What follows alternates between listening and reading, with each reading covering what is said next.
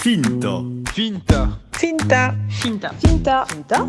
Finto. Finta. Finta, c'est le podcast qui nourrit des esprits, des envies d'agir et des espoirs très concrets à l'échelle locale. Finta part de l'Aveyron pour explorer les voies de la ruralité, à la rencontre de celles et ceux qui incarnent la diversité et l'incroyable vivacité de territoires que l'on croyait oubliés. Je m'appelle Lola Cross, je suis journaliste et je vous emmène dès maintenant. Voix d'une nouvelle agriculture, exigeante et connectée au vivant, Émilie Vialette ne se destinait pas, a priori, à devenir paysanne. Passionnée de voyage, professeure d'économie-gestion en lycée agricole, c'est en 2018 qu'elle choisit de s'installer en association sur les terres de son époux, à Saint-Jean-d'Alcas. Sur ces terres de Roquefort, Émilie et Alexandre produisent du lait de brebis, pour le roi des fromages, dans le plus strict respect du cahier des charges de la plus vieille appellation d'origine protégée de France. Mais le couple a aussi fait le choix de transformer directement une partie de sa production à la ferme. Il fabrique quelques 2000 yaourts par semaine. Émilie le raconte dans l'épisode. Mais si j'ai voulu rencontrer Émilie, c'est aussi parce qu'elle a récemment lancé Essentiel. Que reste-t-il d'essentiel dans une année Covid où le mot a fait couler beaucoup d'encre ? Pour Émilie, Essentiel, c'est un programme d'accompagnement destiné aux agriculteurs pour la prise de décision collective. De plus en plus structuré en GAEC, comprenez un groupement à plusieurs associés, les exploitations agricoles se trouvent confrontées à de nouvelles problématiques de gestion, et le métier de paysan n'en est que plus bousculé. Avec cet accompagnement, Émilie Vialette entend partager son expérience, malheureuse en la matière, pour aider à des mariages agricoles heureux. Son parcours, émaillé d'embûches, ses convictions et son regard de citadine devenue paysanne. Dans cet épisode, Émilie brosse tous ces sujets. Avec elle, nous avons aussi parlé de biodynamie, d'état vibratoire et de la problématique du foncier agricole, bien trop cher actuellement pour permettre à de jeunes agriculteurs de prendre le relais. Bonjour Émilie. Bonjour. Merci de m'accueillir aujourd'hui dans ta ferme. On est à Saint-Jean-d'Alcas. C'est ça, à côté de Roquefort. Ce territoire, qu'est-ce qu'il représente pour toi ? Il représente le territoire où j'ai choisi d'habiter, puisque j'ai épousé un paysan. Et un paysan, c'est pas délocalisable. Donc je me suis délocalisée. Moi, à l'origine, je suis née en Provence, donc plutôt une terre de la vigne, des olives, du Mistral. Et puis en rencontrant un paysan, je suis venue m'installer là. Puis j'ai eu mes enfants, donc... Voilà, mon lien au territoire aujourd'hui, c'est la vie que j'ai construite autour de mon travail et de ma famille. C'était quand alors que tu es arrivée ici ? Alors, j'ai rencontré donc Alexandre, mon mari associé maintenant, il y a bientôt 10 ans. À l'époque, j'étais enseignante en lycée agricole. Donc, à peine je l'ai rencontré, je suis partie une première année en Alsace. Et puis après, j'ai réussi à me rapprocher et je suis venue 2 ans en Lozère. J'ai été enseignante en Lozère. Et puis, comme j'étais un peu pas très épanouie dans ce métier-là, j'ai arrêté et je suis vraiment venue m'installer à la ferme en 2014. C'est assez récent quand même. C'est assez récent, oui. Alexandre, donc ton mari a repris la ferme dont il a hérité de son papa. C'est ça. C'était pas une évidence pour lui non plus de reprendre cette ferme. Il n'était pas a priori destiné à l'agriculture, si je me souviens bien de son parcours. Et en fait, je crois que ça a toujours été... Peut-être que c'était inconscient pour lui... et qu'il a toujours su qu'il reprendrait. Ceci dit, il a fait des études, il est parti, il a vécu à l'étranger, il a fait autre chose. Et il s'est jamais dit consciemment « je reprendrai la ferme ». Mais ça s'est fait tout seul en fait. Et quand il est revenu en 2007 et 2008, qu'il a retravaillé avec son papa, mais un peu naturellement, puis son papa est décédé très rapidement, après qu'il soit revenu travailler avec lui. Et donc en fait, il s'est retrouvé avec la ferme... à reprendre quoi. Et il a relevé le défi et il l'a très bien fait. Là, c'est une ferme sur laquelle vous avez des brebis. Absolument. Laitières. Voilà. Mon papa vient de nous faire l'arbre généalogique de la famille Vialette. Et il y a 7 générations de cultivateurs, éleveurs. Enfin, c'est incroyable. Jusqu'en 1600, il y a des agriculteurs ici qui venaient tous de Sainte-Eulalie-de-Cernon d'ailleurs. Ça fait 2-3 générations qui sont venues par ici. Et il y a toujours eu des brebis, en fait. Après, nous, en 2018, on a développé une activité de yaourt. Donc, on transforme maintenant. Et puis, on a mis en même temps, en 2015, enfin un petit peu avant, de l'hébergement et des visites de ferme. Donc, en fait, dans l'ordre, la ferme a commencé par s'ouvrir. Donc, des visites, de l'hébergement. Puis, en 2018, on a transformé. Et là maintenant, la prochaine étape, c'est que je suis en train de développer une activité d'accompagnement des agriculteurs, dont on va parler, je pense. Oui. Donc voilà, c'est encore une étape supplémentaire. La volonté d'accueillir du monde sur votre ferme, donc vous avez installé une petite roulotte que vous avez retapée sur votre terrain. Pourquoi ? Alors, tu vois cette tasse-là qui est entre nous, que je t'avais prêtée pour l'interview, il y a marqué Rio 2007. Et en fait, c'est rigolo parce que moi, j'y étais pour les Jeux panaméricains en 2007. Et il se trouve qu'Alexandre était au Brésil au même moment, à Rio, mais on se connaissait pas. Donc, on a quand même un profil de voyageurs tous les deux. Et moi, j'ai ressenti la nécessité en venant ici que le monde vienne, parce que quand on est paysan éleveur, concrètement, on peut pas partir facilement de chez soi. Et c'était le besoin de pouvoir que le monde vienne à nous. Donc je me suis dit, tiens, on va ouvrir la ferme, on va mettre une roulotte. Et ça répond aux besoins, puisqu'on voit plein de monde, on rencontre plein de gens, et c'est vraiment chouette. Il y a une volonté d'expliquer votre métier aussi ? Ouais, d'être dans l'échange, le partage, montrer, témoigner. Ça, c'est très important. Pourquoi ? Alors en fait, au début, je crois que c'était vraiment plus un besoin de... Oui, c'est vrai. Maintenant que tu le dis, c'était moins un besoin de rencontrer des gens. Mais chemin faisant, finalement, c'est un échange, les choses. Et on s'est rendu compte que quand on partageait ce qu'on vivait, les gens, ils avaient vraiment de la lumière dans les yeux, quoi. Ils apprécient vraiment de venir découvrir. On voit qu'on leur fait passer un bon moment en leur ouvrant notre monde. Donc ça a entretenu le désir de continuer, même si à la base, c'était peut-être plutôt égoïste de moi de rencontrer du monde, en fait. Et puis, je crois comme on a mis en place des pratiques très très très alternatives, très différentes au niveau agricole, je pense qu'on se sent maintenant un peu comme la responsabilité, le devoir de témoigner de ça. Parce qu'on a une agriculture vraiment différente et c'est important que les gens se rendent compte qu'on peut faire différemment. Donc on se sent, qu'on le veuille ou non, le devoir aussi de témoigner de ça. En quoi elle est différente alors ? Oula, ça pourrait être tout un podcast en soi. Alors on est en biodynamie, qui est certifiée par le label Déméter. C'est une agriculture qui intègre, comment je pourrais dire ça avec des mots simples, une autre dimension du vivant. Dans les faits, on travaille avec le calendrier lunaire, on va être attentif à la Lune, au mouvement des planètes, etc. Mais en vrai, j'ai envie de dire, c'est juste une agriculture où tu as conscience que ton état de conscience va déterminer ce que tu fais. Autrement dit, si tu es stressé, si tu es pas bien, si tu es tendu, le vivant avec lequel tu travailles, il va avoir une répercussion de ça.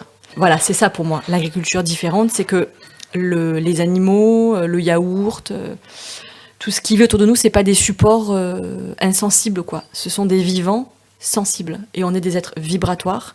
Et la vibration que j'envoie, ils vont la capter. Donc nous, nos yaourts, quand on fait du yaourt, on met des ferments dedans. Des ferments, c'est des petites bactéries vivantes.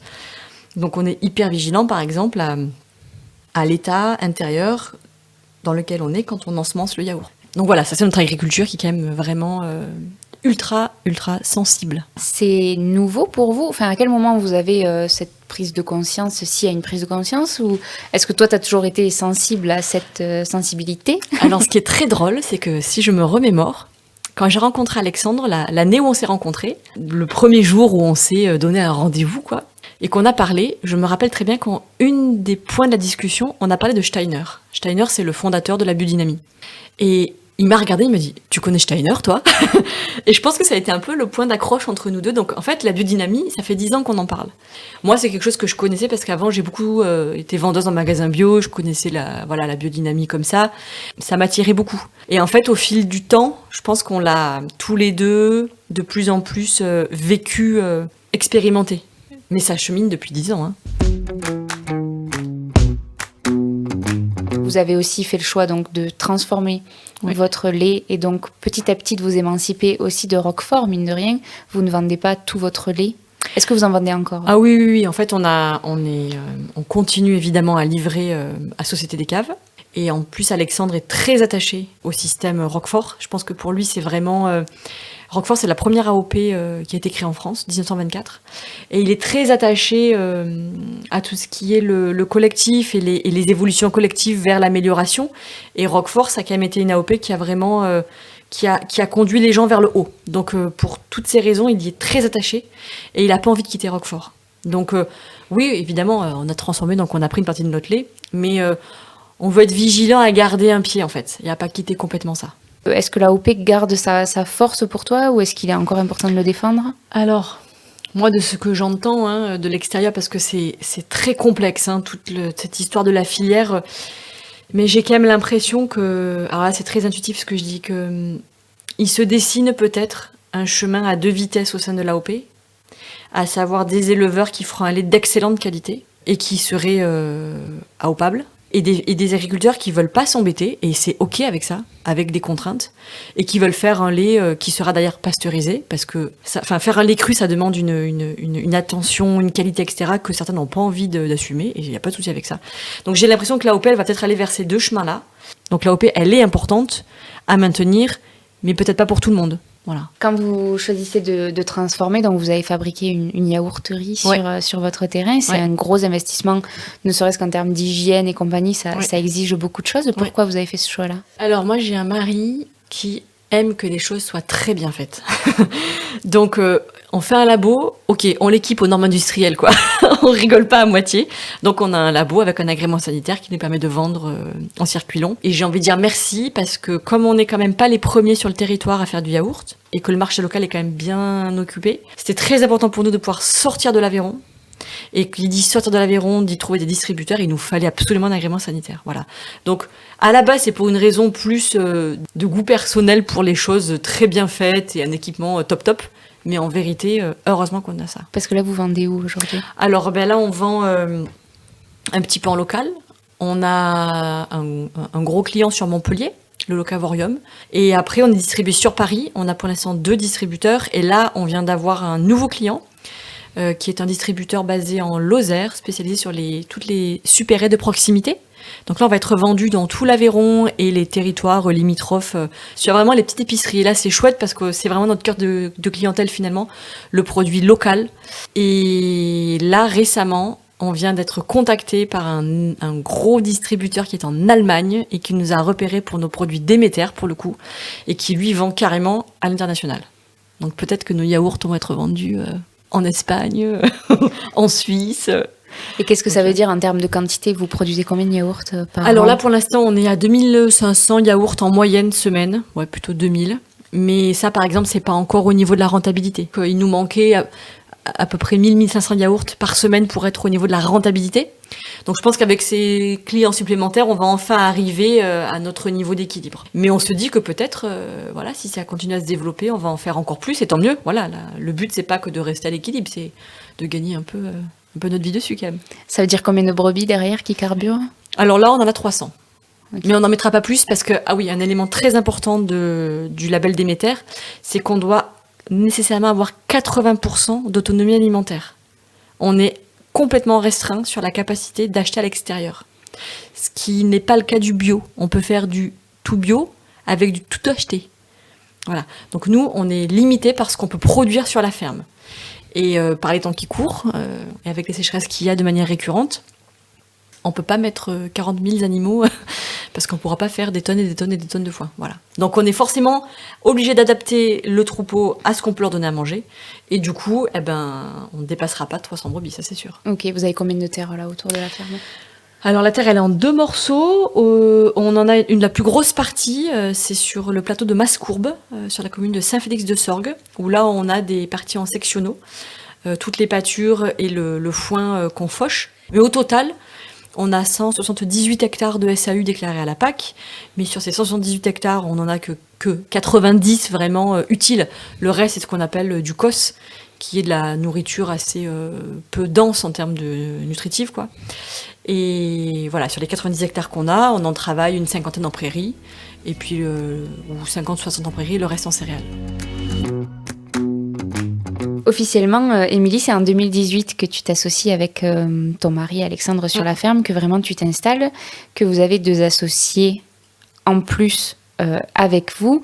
C'est le début d'une histoire qui t'amène aujourd'hui à créer Essentiel, qui est un programme d'accompagnement, de conseil pour les agriculteurs, quelque chose d'assez holistique, je ne sais pas si on parle comme ça dans l'agriculture aussi, mais en tout cas, l'idée de vouloir mettre ton expérience qui a pu être douloureuse au profit des autres. Est-ce que tu peux m'expliquer cette partie de ton histoire ? Alors en 2018, on a fait un GAEC avec 2 autres personnes qu'on appelle des hors-cadres familiaux dans le jargon. Une personne qui était salariée chez nous pendant 3 ans et une personne qu'on a fait rentrer dans le GAEC. Donc on a fait un GAEC à 4. Et ça a été extrêmement compliqué pour ces personnes-là, je vais le dire comme ça, de trouver leur place. Et c'est le cas de beaucoup de GAEC où on fait rentrer des hors-cadres en fait, maintenant que je compare avec d'autres situations. Et tout ça nous a mené à d'énormes tensions, avec en plus, il s'est trouvé que il y a eu des tensions économiques, des problèmes économiques sur la ferme. À l'époque, on n'était pas collecté en bio. Donc, finalement, on était 4 associés et un salarié. Donc, la charge de main-d'œuvre était très importante. Il y a eu un manque à gagner du fait de la non-collecte en bio. Tout ça, ça fait que ça a tendu un peu la situation. Et j'ai envie de dire, c'est comme dans un ménage, si le couple va pas, enfin, si la relation va pas, mais qu'économiquement, voilà, ça tient, bon an, mal an, on avance. Puis si vraiment, financièrement, ça se tend, le couple, il va craquer. Là, ça a été pareil. La situation économique aurait été bien, peut-être qu'on aurait continué un peu comme ça, avec une épine dans le pied, mais bon, on s'en accommode, quoi. Là, on s'est pas accommodé du tout, et donc les tensions, les tensions économiques ont exacerbé les tensions humaines, et donc en avril 2019, un an après, on a pris la décision de se séparer, en tout cas avec une des premières personnes. Et là, ça a mis 3 mois pour se faire par coup d'avocat interposé. Donc là, c'était gros stress. Pour tout le monde, hein. Je dénigre pas du tout la personne qui est partie, c'était compliqué des deux côtés. La première personne est partie en juillet et le deuxième est parti à fin septembre. Donc en fait, en 1 an et demi, on s'est retrouvés de 4 à 2. Heureusement, on a trouvé du monde pour les remplacer, on a salarié des personnes, etc. Donc ça a rebondi. Mais de tout ça, il m'est resté une sensation très douloureuse au niveau du relationnel, de ces réunions qu'on faisait où c'était une angoisse horrible, quoi, parce que très tendue. Et donc la question de comment on décide ensemble, ça c'est quelque chose que j'ai à cœur, quoi, maintenant. Alors il y a comment on décide, et puis il y a aussi alerter un petit peu sur tous les points très sensibles et les questions qu'il faut se poser avant de s'installer.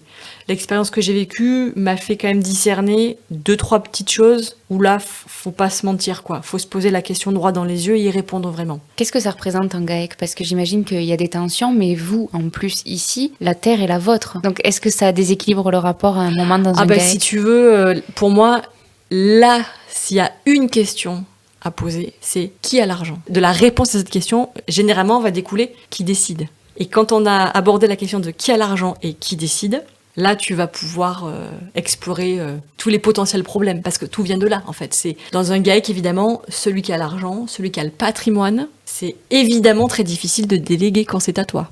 Tu es d'accord? Et nous, en l'occurrence, c'est une ferme familiale. Alexandre a tout le foncier.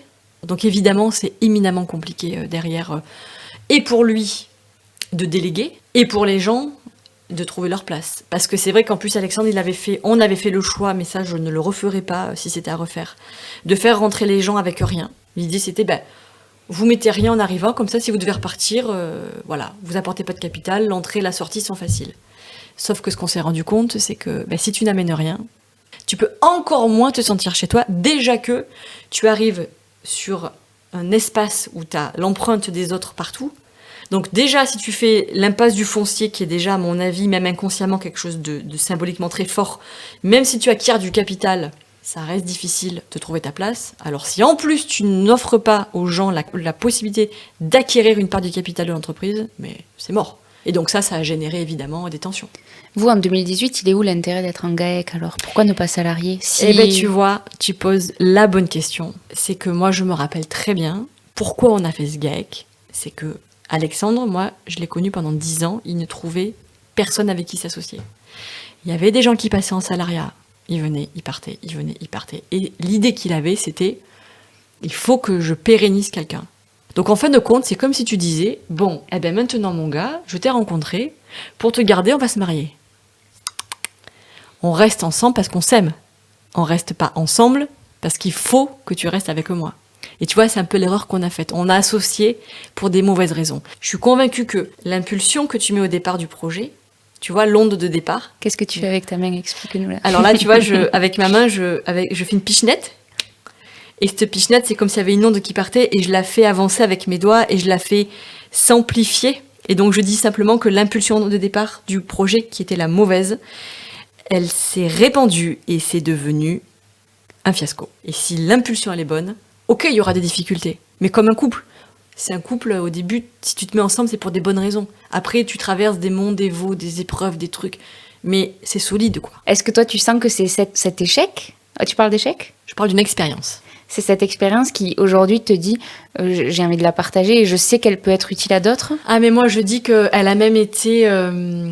il fallait que j'en passe par là pour développer tout ce que je suis en train de développer et qui, en fait, quand je le lis avec un peu de recul, c'est un chemin personnel que je fais à travers ce que je fais là. L'activité que je suis en train de développer, elle parle de moi très en profondeur, en fait. Vraiment, je pense que je vais me réaliser en tant qu'humain à travers ce que je vais apporter. Donc il fallait que j'en passe par là parce que ça m'a amené à me poser toutes ces questions et à m'outiller réellement, parce que ça, c'est quelque chose de très important. C'est bien beau de dire aux gens il faut décider par consentement. Ok, très bien, mais une fois que tu as dit ça, comment tu fais? Tu peux pas laisser les gens sans outils. Si je te dis fais un trou et que je te donne pas une pelle, que je te donne pas une pioche, tu peux pas faire ton trou. Donc moi, vraiment, j'ai trouvé des outils concrets que je peux utiliser pour faire ça. Et ça, pour moi, c'est toute la différence avec certains accompagnements que tu vas trouver dans le domaine relationnel où, à mon sens, c'est pas assez équipé d'outils concrets. C'est-à-dire, s'il y en a un à citer pour avoir une idée de ce qu'est un outil. Moi, j'ai par exemple un outil que j'appelle, alors c'est des mots très très un peu, c'est une prise de décision intégrative par consentement. Voilà. Ça peut faire peur. Ça peut faire peur. Mais c'est une manière, voilà, par exemple, tu m'amènes, on travaille ensemble, tu m'amènes une idée, tu fais une proposition, et bien avec cet outil-là, il y a toute une série d'étapes qu'on va suivre, un protocole extrêmement cadré, d'étapes et après étapes. Et moi au milieu, alors moi je dis la personne qui anime la réunion va poser des questions très précises pour en fait amener les gens à sortir d'un mécanisme qu'on appelle le système 1 du cerveau. Le cerveau, en fait, il fonctionne avec 2 systèmes. Tu as le système 1, c'est le système vraiment archaïque, primaire, reptilien, qui est la réaction. Mais c'est un mécanisme super, parce qu'en fait, il a amené à la survie de l'espèce. Donc ça, c'est très bien, c'est le cerveau qui va très vite. Et donc, on est 90% du temps, dans nos manières de fonctionner, en réaction. Quelqu'un dit quelque chose, tu réagis. Tac, tac, tac. C'est un peu le Far West, tu vois. Et donc, mon processus, il amène à ce qu'on appelle le système 2. C'est le système où tu passes en mode, je me pose, je réfléchis, je ralentis, et c'est beaucoup plus lent. Les questions du processus, elles sont rédigées d'une manière très précise, qui t'amène nécessairement, que tu le veuilles ou non, à sortir du système 1 pour passer en système 2. Tu vois, j'ai fait ce geste où vraiment tu te décales et tu regardes les choses autrement. Eh bien, tu vas pas prendre les mêmes décisions. Donc là, ce que tu proposes avec les agriculteurs que tu vas accompagner, tu as peut-être commencé? Un petit peu, ouais. Un petit peu. C'est vraiment d'être là au moment de la prise de décision. Ouais. Toi, tu es l'arbitre. C'est c'est-à-dire au début d'animer le processus, parce qu'ils n'arriveront pas à le faire au début, puis c'est très dur, moi-même je le vois ici, d'être à la fois animateur et partie prenante. Ma proposition, c'est au début d'accompagner jusqu'à intégration de la méthode, en fait, et après, ils roulent avec ça. Donc toi, tu proposes des solutions à différents problèmes. Il n'y a pas que l'association Angaek parmi les problèmes que tu... Je veux me consacrer au monde agricole, parce que c'est un monde que j'aime, qui me fait vivre. En vrai, je pourrais le proposer partout où il y a des humains qui ont besoin de décider ensemble. Quand ils sont face à quelle problématique, est-ce que toi, tu peux amener des solutions? N'importe laquelle, en fait. Ça peut être... Alors, mon objectif, en fait, avec l'accompagnement, c'est de, déjà, clarifier. Qui fait quoi? On clarifie les rôles et on met des gens dedans. Et je distingue bien les rôles des gens. Il y a des fonctions nécessaires dans l'entreprise pour fonctionner, qui sont immuables et qui sont indépendantes des gens qui vont rentrer dedans. Finalement, à part les décisions opérationnelles, toutes les décisions vraiment stratégiques, où on sent qu'il faut qu'on se mette d'accord à plusieurs, sinon ça va créer des tensions, je peux arriver et accompagner. Est-ce que ce qui sous-tend un peu toute ton envie avec Essentiel, c'est aussi l'idée de dire qu'une exploitation agricole, c'est une entreprise comme une autre ou pas, en tout cas c'est une entreprise dans laquelle l'agriculteur doit avoir vraiment multicasquette sur ses terres, il doit être à la compta, on parle beaucoup des dossiers administratifs pour la PAC, les aides européennes ou autres. J'ai évolué récemment sur vraiment l'apport d'Essentiel et ce que je veux vraiment apporter. À la base, je pensais que je pouvais intervenir aussi sur tout ce qui est le pilotage. Donc effectivement, aider à monter un prévisionnel, à faire des budgets, etc. Mais en fait, je connais d'autres accompagnements spécialisés là-dedans. Enfin, j'ai des confrères qui font ça très bien. Et je me dis, vaut mieux que eux le fassent, tu vois. Sur le côté vraiment gestion de l'entreprise, et c'est d'ailleurs l'objectif, c'est que je travaille en tandem avec cette entreprise-là, tu vois, que eux arrivent sur le côté vraiment accompagnement, gestion. Et moi, je sens que vraiment ma couleur, c'est le travail ensemble. C'est poser une organisation ensemble. Aujourd'hui, l'essentiel des exploitations là autour de toi, ce sont des GAEC ou pas? Beaucoup, ouais. Ouais. Pourquoi? J'ai envie de dire que de plus en plus d'entreprises se mettent à la transformation pour des raisons aussi économiques, hein, c'est-à-dire que vaut mieux que la valeur ajoutée, tu la gardes chez toi plutôt que tu la donnes à un industriel. Mais qui dit transfo, dit plusieurs. Tu peux pas faire ça tout seul. Et qui dit plusieurs, dit société. Et ça répond aussi peut-être à une autre manière de faire l'agriculture. Et puis aussi, voilà, de pouvoir partager, déléguer, prendre des week-ends. Les GAEC sur un système purement laitier, ça va être pour le confort de travail, en fait. Est-ce que le métier, il a changé profondément? Ah oui, ça c'est sûr que...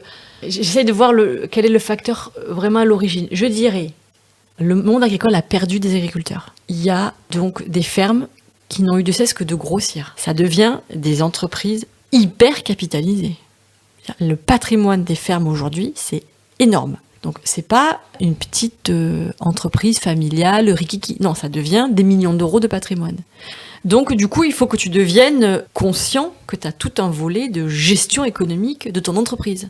Donc ça amène une professionnalisation sur le volet éco, compta, gestion, rentabilité. Et paradoxalement aussi, c'est pas des secteurs très rentables. Donc tu es obligé d'être extrêmement rigoureux sur l'argent que tu es obligé d'investir pour te doter d'un équipement qui ne te fait pas gagner énormément. Il faut vraiment avoir une vision très juste de tes marges. Donc forcément, c'est un autre pan de métier. Et nous, par exemple, on est accompagné par un conseiller de gestion depuis 2 ans maintenant. Et pour moi, c'est le cas de dire, c'est essentiel. Je ne peux pas envisager de gérer mon entreprise autrement que comme ça, avec vraiment un suivi régulier de ma rentabilité, de mes marges, où j'en suis, ma trésor. Moi, je sais, à la louche, à un an près, où j'en serai de ma trésorerie. Et si j'ai pas ça, je peux pas investir, je peux pas décider. Donc cette dimension-là, c'est vrai que c'est quand même... Je pense que c'est pas la manière dont gérait mon beau-père à l'époque. Donc oui, le métier, il a profondément changé. Et il va aller de plus en plus vers ça. Là, tu parles de ces fermes avec des patrimoines à des millions d'euros. Est-ce que c'est le cas de la majorité? Eh bien écoute, tu vois, je pense que nous, en étant très transparente, hein, si tu sommes... Parce que nous, on a 2 sociétés. On a un GAEC et une SAS. Le GAEC qui produit le lait, la SAS qui le transforme et le commercialise. Je pense que si tu sommes tout... Alors, ça, c'est la valeur comptable. Hein. Après, il y a la valeur que tu cèdes. C'est pas la même chose. Hein. Mais on n'est pas loin... Alors, et si tu comptes en plus le foncier, je pense qu'on n'est pas loin du million d'euros de patrimoine. Ouais, et on n'est pas une grosse ferme.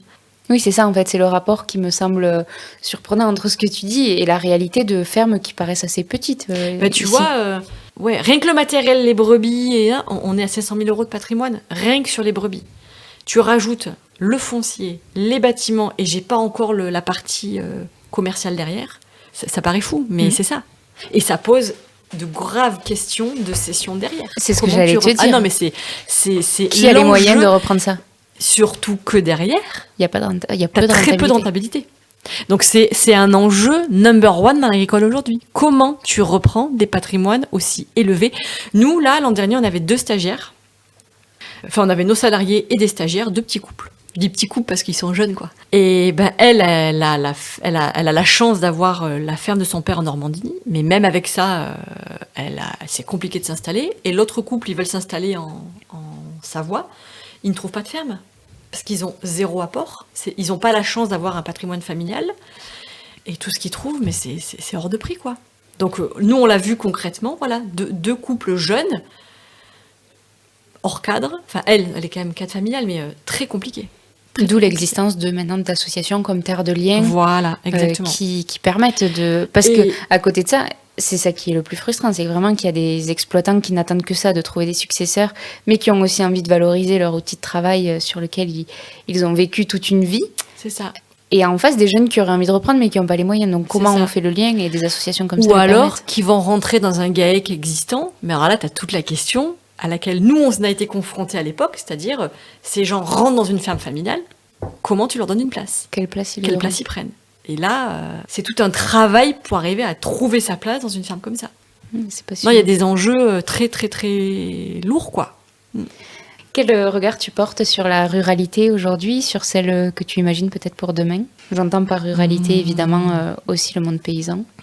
C'est compliqué cette question parce que je la vois à travers les yeux d'Alexandre, qui lui se bat beaucoup face à des éleveurs, avec qui il sent beaucoup de résistance à aller vers des choses différentes. Voilà, ça c'est son côté à lui. Mais si je suis objective et que je le regarde avec mes yeux à moi, le regard que je pose, c'est que je vois quand même, je vois plein de gens qui se bougent, quoi. Je vois plein d'initiatives, je vois plein de professionnalisation, les gens font des choses de plus en plus de qualité, quoi. On va vers des accueils, des visites, des prestations qui sont... Voilà, je vois une paysannerie et une agriculture qui devient de plus en plus innovante. Alors, peut-être qu'il y a un biais de sélection aussi. C'est que moi, dans mon réseau, j'ai beaucoup de gens en bio qui font différemment. Je dois avouer quand même que je suis pas... les gens que je fréquente, c'est pas... Monsieur machin qui met du nitrate sur ses terres, quoi. Voilà. Donc c'est vrai que j'ai peut-être un biais de vision de ce point de vue-là. Parce que je dois avouer qu'en fait, si je regarde ne serait-ce qu'autour de moi sur mon village, on est les seuls en bio, par exemple. En vrai, mes plus proches voisins, c'est pas des gens avec qui j'échange beaucoup et ils ont une agriculture très conventionnelle. Voilà. Donc il y a peut-être un biais de sélection dans ma réponse aussi. En quoi est-ce que tu crois profondément? En quoi je crois? Je crois que la dimension énergétique et vibratoire de l'univers impacte nos vies considérablement. Je crois que notre état intérieur, nos vibrations déterminent, influencent, conditionnent tout notre quotidien. Merci Émilie. Merci. Merci. Vous êtes arrivés au bout de ce nouvel épisode de Finta. S'il vous a plu, parlez-en autour de vous. Partagez-le à vos amis, c'est le meilleur soutien que vous puissiez apporter à Finta pour qu'il continue son chemin. Retrouvez Finta sur Instagram et sur Facebook, finta.lepodcast, pour ne rien rater des nouveaux épisodes et de leurs coulisses. On se retrouve dans 15 jours. D'ici là, gardez l'œil ouvert